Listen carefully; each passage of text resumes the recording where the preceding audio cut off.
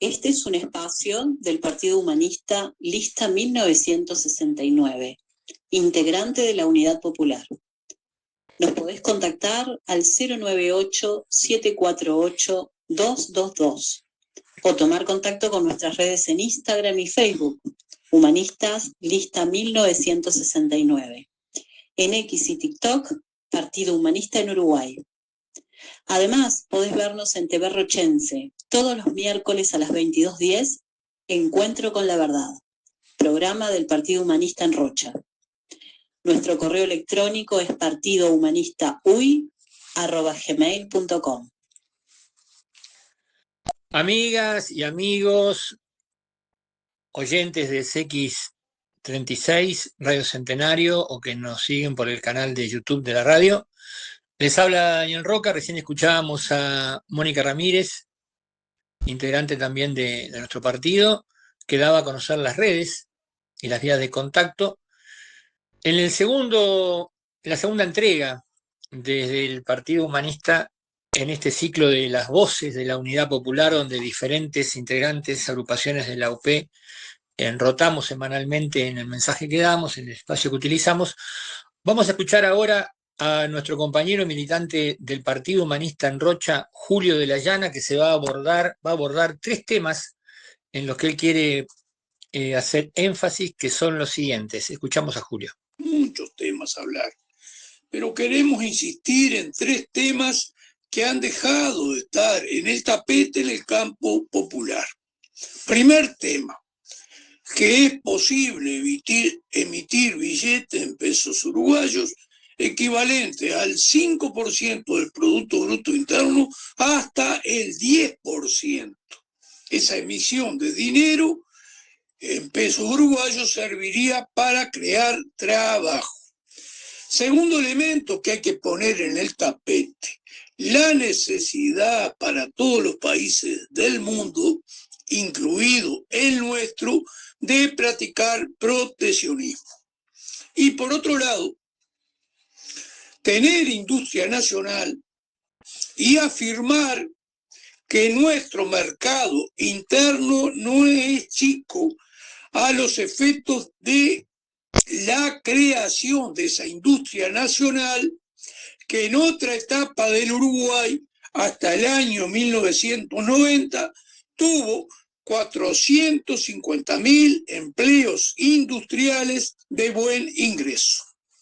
Estos 3 elementos que podremos desarrollar despaciosamente en estos 5 minutos que cada cierto tiempo vamos a disponer, son para nosotros, Partido Humanista en Rocha, de fundamental importancia.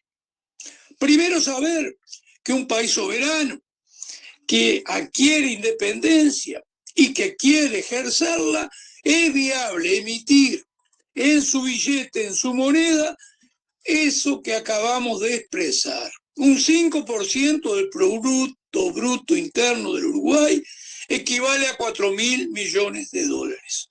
Un 10% a 8.000 millones de dólares.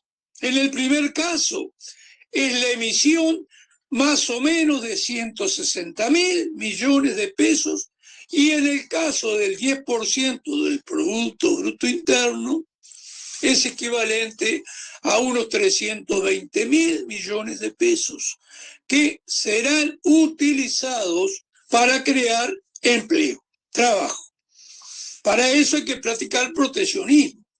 Es decir, en aquellas categorías, en aquellos rubros, en aquella producción que la vamos a hacer en el país, el Uruguay debe de tomar la defensa, la protección de que esos productos, esos rubros, esos artículos no ingresen del exterior.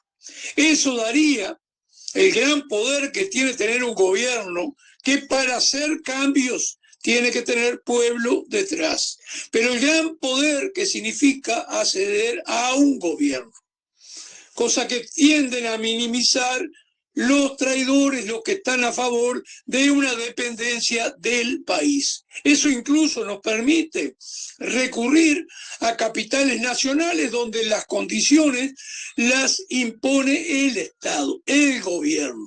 Yo te doy la posibilidad de producir acá, de invertir dinero que tú tienes, pero lo vas a hacer bajo estas condiciones. Vas a tener esta ganancia y de alguna manera vas a resarcir, a levantar el dinero que has invertido. Así que son tres elementos de una política nacional que hace décadas se dejó de practicar. La necesidad de emitir dinero, pero no para pagar deuda, para crear empleo. Segundo, la necesidad de practicar proteccionismo.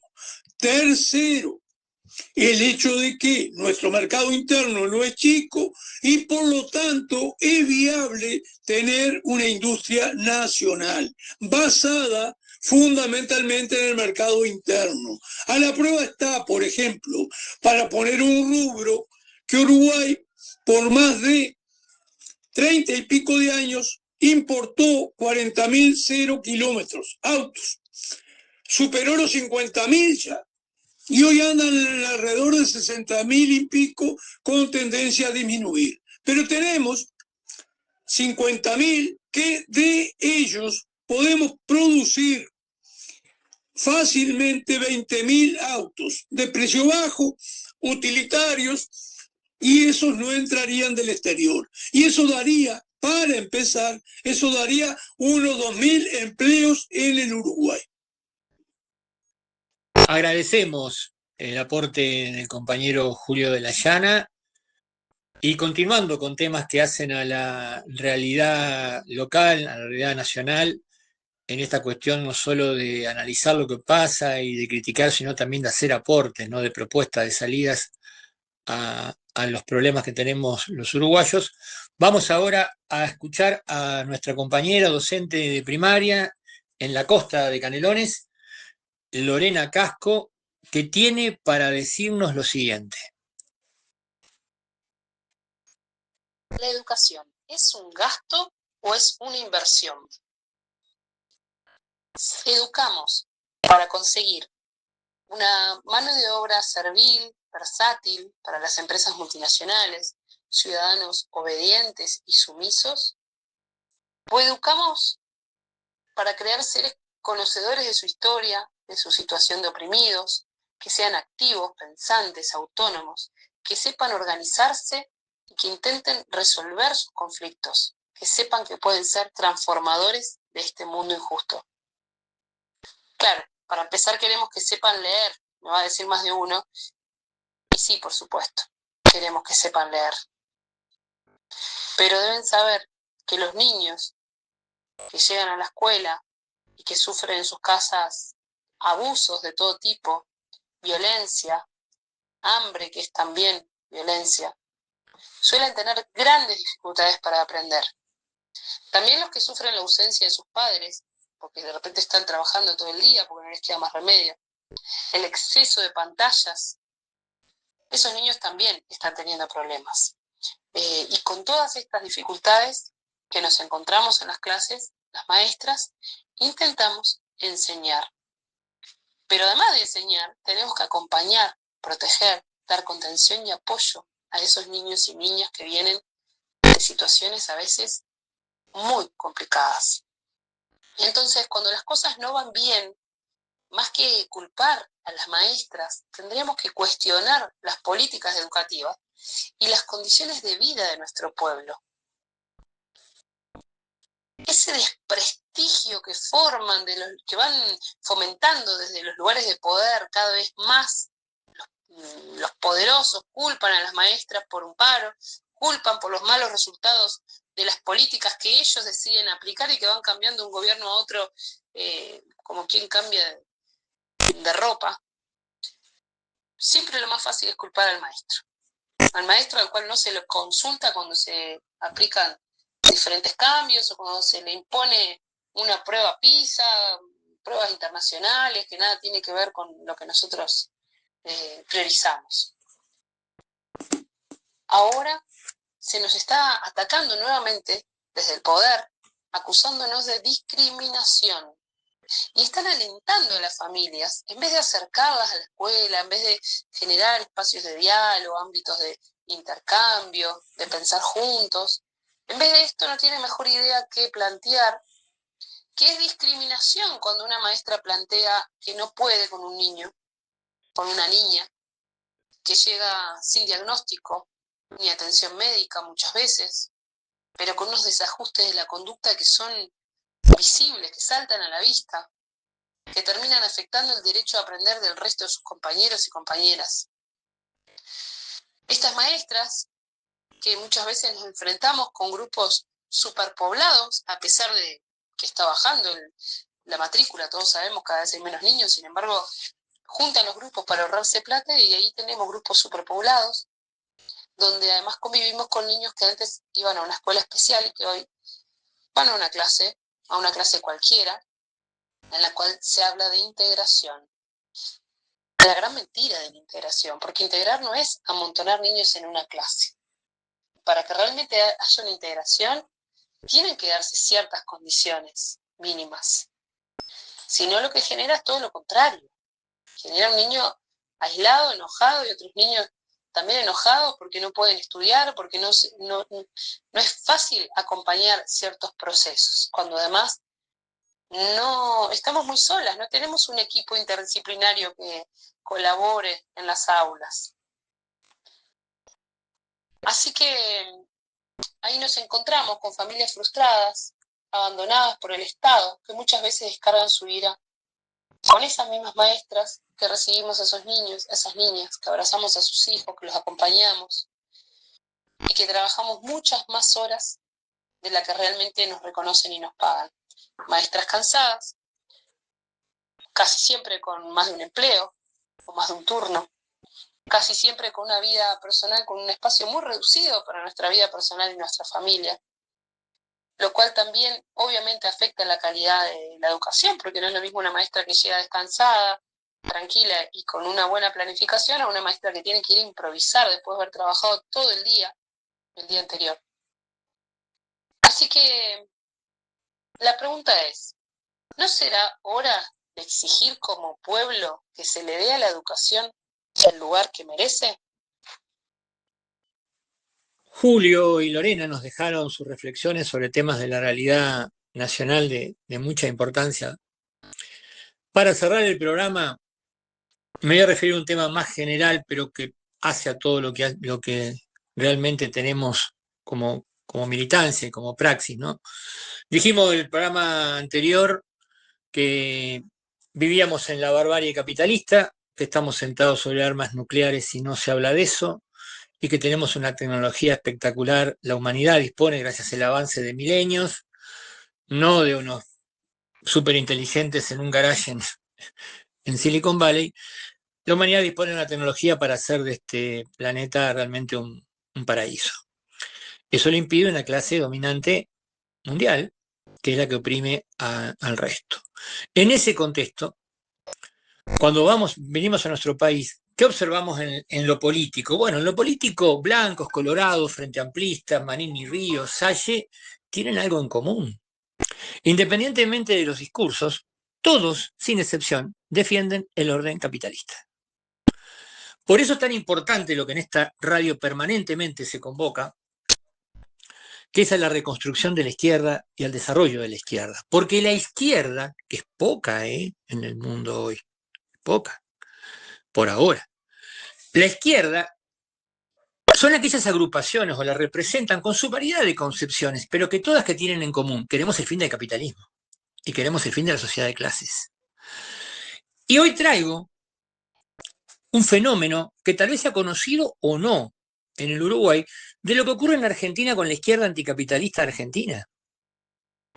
Hoy día, Miriam Bregman, la principal referente o vocera por ser la que encabeza la fórmula presidencial y va a los debates, tiene más exposición pública, Miriam Bregman es de todo el arco político argentino la política más reconocida por el pueblo. No es la más votada, pero es la que tiene mejor imagen general en las 10 encuestas que se han hecho, más o menos reconocidas y relativamente serias, ¿verdad? ¿Qué significa eso? Que ante la debacle capitalista, ante el desastre de Milei, la derecha, todo el arco capitalista, viene quemando títeres. Y hoy la izquierda emerge en el país vecino como una referencia importante para el pueblo, sin bajar las banderas. Es una izquierda que plantea el contra el Fondo Monetario, que plantea el gobierno de los trabajadores, y es una izquierda además que no solo está en el FITU. Esa buena imagen que tiene Bregman ha ayudado a otros partidos de izquierda que también no forman esa coalición. ¿Qué significa esto? Significa que lo interesante que es no ayornarse y adaptarse a los vientos, las modas que han hecho que muchos anticapitalistas se hagan progresistas. El Frente Amplio, bueno, es una escuela de eso, ¿verdad? Pero no ha sido el único en nuestra región, casi todos. E incluso ha desviado a partidos que se decían revolucionarios a caer en el campo del campo popular progresista capitalista. Un oxímoron realmente, algo imposible. Por eso nos parece interesante que se conozca ese fenómeno que tiene su concomitancia con nuestro país. Porque esa izquierda que ahora tiene una oportunidad enorme en la Argentina de ganar una gran adhesión, de organizar más pueblos, bueno, de crecer y por las vías de la rebelión y la organización popular ser una alternativa de poder y de gobierno en la Argentina, es producto de una coherencia a lo largo del tiempo. Nosotros creemos que lo que Unidad Popular hace, lo que hizo en el Frente Político con Frente de Trabajadores, ese es el camino adecuado. Aunque circunstancialmente no tengamos los apoyos que deberíamos tener. Se tienen que caer las bellas falsedades, se tienen que caer las falsas salidas, se están desmoronando en este gobierno. Por eso es lo importante de mantener nuestro norte. Y por eso es lo importante de tener en cuenta que, como se ha dicho antes, hay décadas en las que no pasa nada y hay semanas en las que pueden pasar décadas de los cambios que se producen. Así que te invitamos a conocer el Partido Humanista, a contactarte al 098-748-222, porque la izquierda en nuestro país está en la Unidad Popular, está en las agrupaciones que conformamos el Frente Político en la elección pasada. Todo lo demás que ves a tu alrededor es defender el orden establecido. Desde Salle a Manini, desde el Frente Amplio a los blancos y colorados. Nos encontramos en 3 semanas nuevamente. Nuestro deseo de paz, de fuerza y de alegría para todas y todos.